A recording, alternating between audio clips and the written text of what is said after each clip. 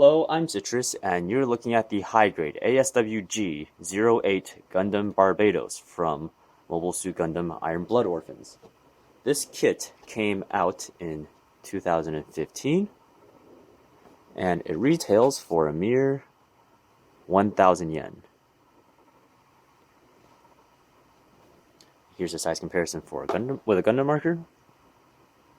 So this particular kit is important not only because it's the protagonist suit from our latest Gundam series, but it's also the first kit in the relatively new high-grade Iron Blood Orphans line. And that means it's going to show us everything that we can expect to see from the rest of the line as it goes on. Now, I did actually detail this, as you can probably tell. Not a full paint job, but as much as I could. And before anyone goes off on me, because I usually do just out-of-the-box reviews, all of the colors on this are done with Gundam markers. And I'm just going to give you a quick spin around here so you can see just what I did.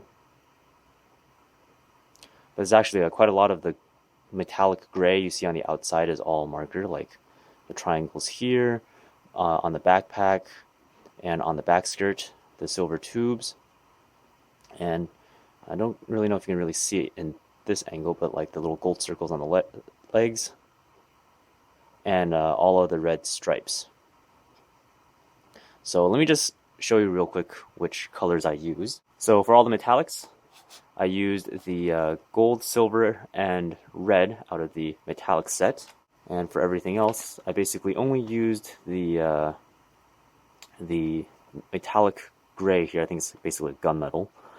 The red for the little tiny bits on the back of the heels, and the yellow for the trim on the bottom of the shoulders. So this is the Gundam Barbatos set, but as I found out later, disappointedly, it's actually the exact same set as the original basic set. I thought there would have been some maybe minor variations in all of the different colors, but no, the colors are basically exactly the same. So let's take a closer look. Overall, the part saturation is really quite good. And as you can see on the entire kit, there's basically no exposed panel lines on any part of the body at all, except for on the cuffs there. But the issue is the design that the kit tries to capture is a little bit ambitious, and we get a little bit of a flashback to the old Seed high grades, which came with a ton of stickers for all the colors and was missing. And as you can see from the sticker sheet, this one isn't too far off. Although it's understandable because there's just so many little bits of color everywhere that you wouldn't realistically be able to expect Bandai to include it all on a low-range, high-grade budget. Moving on to the articulation, the head has 2 joints, and it gives it a huge amount of range, looking up, down, and side to side. The polycaps on this kit are brand new, by the way, and they're slightly stiffer than the polycaps we're used to, so hopefully they won't wear out as much as the old ones did. And then the shoulders has a joint that swings upwards and out, which is a good mid motion.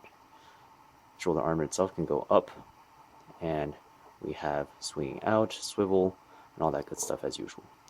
1 joint in the elbow, but it's a pretty good one, and ball jointed wrists. In the chest, we have an ab crunch,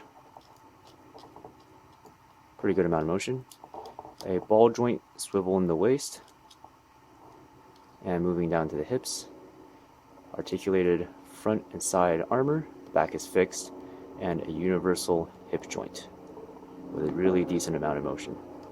Hips can also swing backwards and forwards, reminiscent of the high-grade 00 kits, and a double joint at the leg, or at the knee, which does a pretty decent bend, although it's not all the way given this piece in the back here, but it's about the best that you can manage with this kind of design anyway. And then in the ankle, a ball joint up here, and the ankle from the Gundam 00 makes a return with the full tilt, which is really good for dynamic ground poses. The front of the foot can go up and down, and this guard can change its angle to make it look however you like. So altogether extremely dynamic. With the kit, you get 3 accessories. The first one is the arm with the buckler that we see in the first episode. And I really appreciate that Bandai gave us a whole entire arm assembly with the elbow and everything. Not just like some extra bits here so that we have to reassemble the whole thing. And this makes swapping in and out really easy and really enjoyable. And insofar as weapons, you get the mace, which looks pretty good. Only 2 halves, so not a lot of part separation, but all of the right details are there. And the last one is the sword. Single piece, and I just traced out the line in silver just to give it a little bit of character, but nicely detailed otherwise. Fits in the hands really well.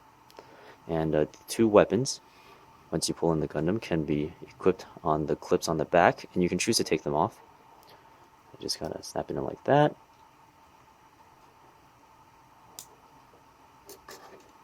And with the mace, just clip in like so. And it holds it pretty well. In addition to that, you also get these 2 little arms, which are for moving the pods out in order to hang the gun on. And I don't have the gun because I haven't bought any of the expansion sets or the booster yet, but if I do, I'll show you how these guys work. Unfortunately, due to the proportions of the legs, this is basically the best sort of crouch you can get out of this kit. And it does look a little bit awkward, but it's not too bad. You can definitely work this into some kind of display. And you can see all the joints working really hard to get all the limbs and the feet into the right positions, especially the ankles, the big toe joint, and the hips.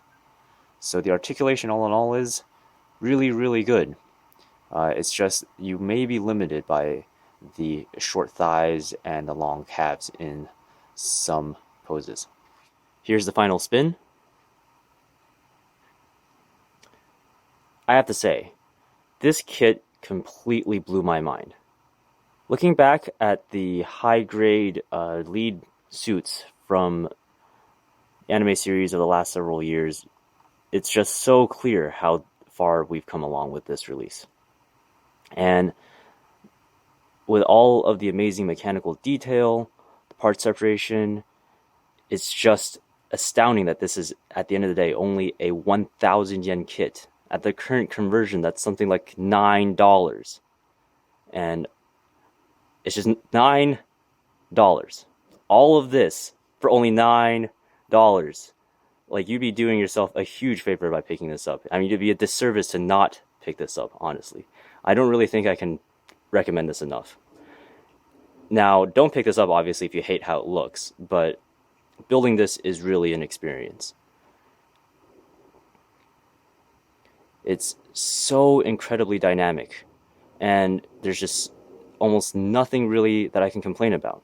Now, the part separation could be a little bit better in some of the places so that we didn't have to use as many stickers, but given the budget, it's pretty clear to see that Bandai was really aiming for something that was really affordable and really, really, how should I say, attention grabbing. You know, something you spend like no money on, you build it, and you're like, wow, this is amazing, and I'm going to buy the rest of the line.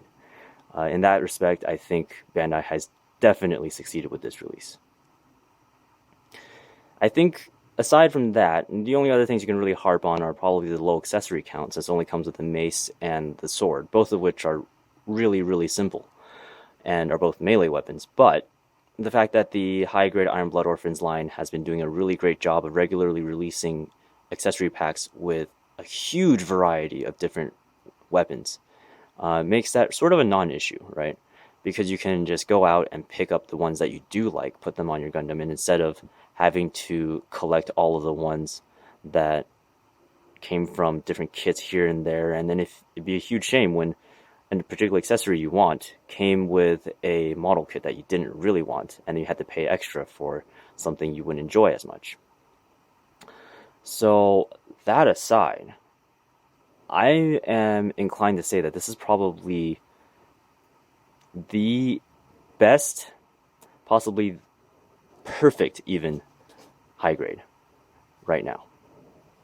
I mean, the Gundam Origin stuff gives us a good run for its money, but oh my goodness, it's just the whole package. So much to experience. So I haven't quite made up my mind on whether I'm going to collect the rest of the Iron Blood Orphan series in the high grade or the no grade lines. So in the review after this, I'll be doing the 1/100 scale no grade Barbatos. So look forward to that. Thank you all for watching, and I'll see you guys next time.